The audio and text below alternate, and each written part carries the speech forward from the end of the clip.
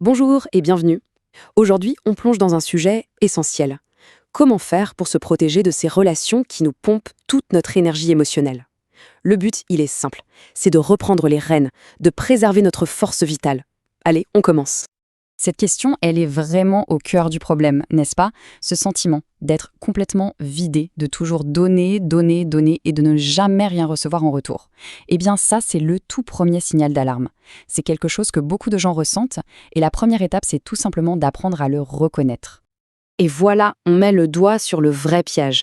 On se retrouve complètement coincé dans une spirale de peur, de culpabilité, d'obligation. Et au final, nos actions ne sont plus du tout guidées par ce qu'on veut nous, mais par le besoin de gérer les émotions de quelqu'un d'autre. C'est un véritable engrenage qui broie notre autonomie. Première partie, on va diagnostiquer le drainage. Ok, donc comment savoir, comment être sûr? La toute première étape, c'est ça, le diagnostic. Il faut apprendre à mettre des mots, à nommer précisément ce qui nous affaiblit.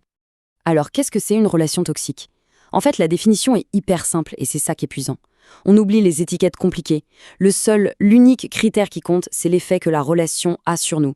Si, systématiquement, après une interaction, on se sent plus faible, plus anxieux ou juste confus, alors c'est le signe qu'il y a un problème. C'est aussi simple que ça. Et pour bien comprendre cet impact, la philosophie nous donne un outil génial, le conatus. Alors, le conatus, qu'est-ce que c'est? Faut l'imaginer comme notre batterie interne, notre force de vie, notre élan vital. Et une relation toxique, eh bien, c'est une relation qui vient se brancher directement sur cette batterie et qui la vide petit à petit. On voit bien ici les signaux qui montrent que notre conatus est en train de diminuer. En gros, le processus se passe en 3 phases. D'abord, il y a le doute constant. On en vient à questionner sa propre réalité, son jugement. Ça mène à une perte de clarté. Ensuite, la culpabilité et l'obligation s'installent. On commence à agir contre nos propres intérêts juste pour apaiser l'autre. C'est la négation de notre volonté. Et enfin, le résultat final, l'épuisement émotionnel. On se sent juste drainé. Notre énergie vitale, notre conatus est littéralement aspiré. Deuxième partie, on va bâtir sa forteresse. Bon, une fois qu'on a posé le diagnostic, il est temps de passer à l'action. Et attention, l'idée, ce n'est pas de fuir, mais de construire de vraies défenses, des défenses solides. Et ça, c'est un changement de perspective qui est absolument crucial. Se protéger, ce n'est pas un signe de faiblesse, non, c'est un acte de construction. C'est comme si on bâtissait une forteresse intérieure, avec des murs bien définis, des règles claires sur ce qui peut entrer et ce qui doit rester dehors. Alors comment on fait concrètement? Il y a un système de défense en 2 étapes, très pratique. Étape 1. Le corps est un système d'alarme. Il faut apprendre à l'écouter. Cette boule au ventre, cette oppression dans la poitrine juste avant un appel, ce sont des signaux, des données brutes en fait. C'est notre alarme interne qui nous dit « attention danger ». Et l'étape 2, c'est qu'une fois qu'on a entendu cette alarme, il faut prendre une décision consciente, choisir son niveau de contact. Et cette décision, elle se résume souvent à 2 grandes stratégies. D'un côté, on a le contact zéro, ça c'est la solution radicale. Pour les situations vraiment dangereuses, on bloque tout, plus de communication, plus de réponse, on supprime tout, c'est la sortie imminente. De l'autre côté, il y a le contact minimal. Ça, c'est pour les cas où on ne peut pas juste couper les ponts, par exemple au travail. La règle, c'est de garder les réponses courtes, factuelles, sans aucune émotion. On ne partage plus rien de personnel.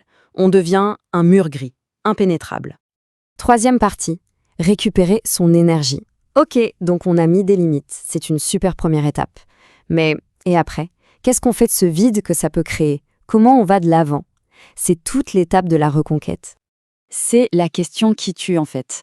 Qu'est-ce qu'on fait de toute cette énergie qu'on récupère? Parce qu'il faut bien se rendre compte que quand on sort d'une dynamique toxique, on libère une quantité phénoménale d'énergie. Toute cette force qui était dépensée à gérer le drame, l'anxiété, la peur, elle est de nouveau disponible. Et le truc, c'est qu'il faut absolument la rediriger quelque part. Et voilà comment on peut réinvestir cette puissance. D'abord, il faut changer de mentalité. Un vide, ce n'est pas une perte, c'est une opportunité. C'est un espace à remplir. Toute cette énergie qui était gaspillée avant peut maintenant être canalisée. Comment? Dans une passion créatrice. C'est le moment ou jamais de se concentrer sur les activités qui nous construisent. Le sport, l'art, les études, peu importe. Quelque chose qui nourrit notre conatus au lieu de le vider. Parfois, l'outil le plus puissant, le plus libérateur, est aussi le plus simple. Il tient en 3 lettres. Un an, dit calmement, sans avoir besoin de se justifier derrière. C'est l'expression ultime de l'autonomie, le vrai pouvoir du non. Il n'est pas dans l'agressivité, il est dans cette fermeté tranquille.